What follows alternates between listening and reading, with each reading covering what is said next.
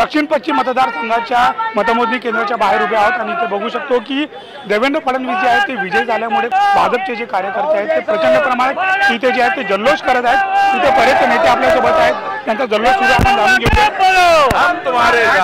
शेवटी देवेंद्र फडणवीस जे आहेत ते निवडणूक जिंकलेले आहेत। हे बघा, अथक प्रयत्नांनी देवाभाऊंनी ही निवडणूक लढवलेली आहे, त्यामुळे हा देवाभाऊचा विजय आहे आणि कार्यकर्त्यांचा त्यांच्यासोबतच खूप फार मोठ्या प्रमाणामध्ये सपोर्ट होता, त्यामुळेच आमच्या देवेंद्रजींनी एवढा मोठा कार्यक्रम गाजवलेला आहे। कार्यकर्त्यांचा विश्वास होता की येणारच आहे, कसं वाटतं?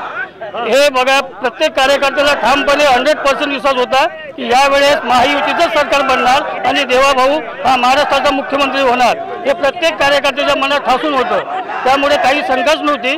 म्हणून देवाभाऊचे काम आणि कार्यकर्त्यांचे अथक हे परिश्रम हे पाहून आम्हाला खूप आनंद झालेला आहे।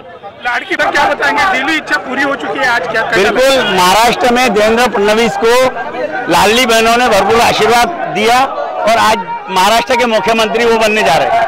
प्रफुल्ल उर्गे पाटिल जो है उन्होंने पूरा विश्वास जताया था कि मैंने पूरी ताकत जो की है इस बार फडणवीस का आना मना नहीं है, चित्र बदल लोगों ने बता दिया कि राजनीति जातिवाद पे नहीं चलती है।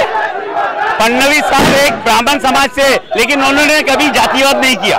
सर, पिछले 10 सालों में नागपुर का चित्र जो है पूरी तरह से बदल चुका है, अब की तस्वीर क्या होगी? क्या अब की तस्वीर तो ऐसी होगी कि नागपुर शहर का नाम देश विदेश में जाना जाएगा। सर, क्या बताएंगे, किस तरह की खुशी जाहिर करेंगे आप? बस देवाभाऊ मुख्यमंत्री बने, इससे ज्यादा खुशी और क्या हो सकती है हमारे लिए। पूरा कॉन्फिडेंस देवेंद्र फडणवीस आने वाले हैं? बिल्कुल पूरा कॉन्फिडेंस है, क्योंकि उनके जात पात नहीं चली है, उनका विकास चला, उनका काम चला और उनका नाम चला, उनका काम करने का तरीका चला। महाराष्ट्र बहन योजना किती कामात आली? भरपूर कामात आली।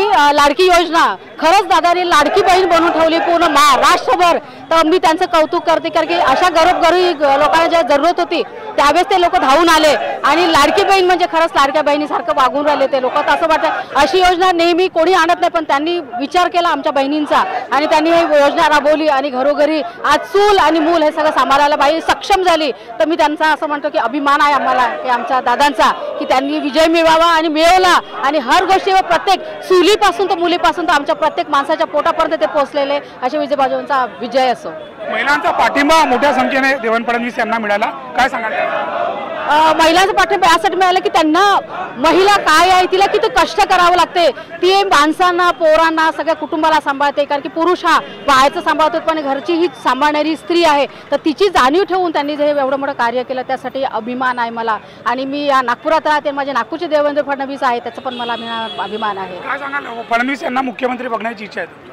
माझी इच्छा आहे, कारण की ते मुख्यमंत्री उपमुख्यमंत्री असून एवढा जेव्हा विचार केला जेव्हा ते मुख्यमंत्री बनतील तर तेव्हा अजून आमचं हे राज्य हे महाराष्ट्र पूर्ण देश हा पूर्ण गाजवून टाकतील असं मला वाटतं, म्हणून आमचे मुख्यमंत्री तेच बनावे असं माझे। सर्वात लाडकी बहिणी जे आहे त्यांनी कुठे वोट केलंय? बीजेपीला, कमळवर वोट केलंय, कारण की त्यांना माहित होतं की हे जे आम्हाला 2100 मिळणार आहे ते पुढची जर आली गव्हर्नमेंट की ते रद्द करतील, म्हणून बीजेपीला याचा फायदा झालेला आहे आणि 50%च्या वर सगळ्या बहिणींनी वोट केलंय बीजेपीला। आम्ही अतिशय जास्त आनंदी आहोत, देवेंद्रजींना खूप चांगला विजय मिळालेला आहे, सगळ्या महिलांनी आशीर्वाद दिलेले आहेत आणि आमच्या मुख्यमंत्रीच मुख्यमंत्री व्हावे ही आमच्या सर्वांची इच्छा आहे। लाडकी बहीण योजना किती कामात आली यंदा? तुम्ही हे बॅनर बघू शकता, आम्ही घेऊन आलो आहोत। प्रत्येक महाराष्ट्रामध्ये एकच नारा आहे, लाडक्या बहिणींचा लाडका भाऊ देवाभाऊ देवाभाऊ। सगळ्या बहिणींनी, युवतींनी, माता भगिनींनी भरभरून आशीर्वाद दिला। मॅडम, काय वाटतं तुम्हाला मुख्यमंत्री म्हणून पुन्हा एकदा देवेंद्र फडणवीस यांना बघायचं? आमच्या प्रत्येकाची ही इच्छा आहे की देवेंद्र फडणवीसच मोस्ट डिझर्विंग कॅन्डिडेट आहे आणि ते मुख्यमंत्री व्हावे। महाराष्ट्र विधानसभा निवडणुकीच्या मतमोजणीचा जो निकाल आहे तो आता शिगेला पोहोचलेला आहे।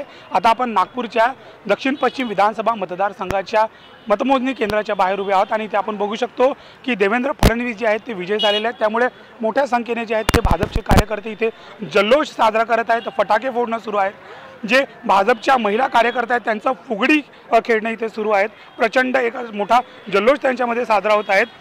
मागच्या 2 दिवसांचे जर आपण एक्झिट पोलचे जर आपण आकडे बघितले तर ते आकडे दाखवत होते की महाविकास आघाडी जी आहे ते इथे महाराष्ट्रात सत्ता बसवणार आहेत। मात्र आता जे आहे ते चित्र आज सकाळपासून आपण बघत आहे, मतमोजणीचं चित्र पूर्णतः पालटलेलं आहे।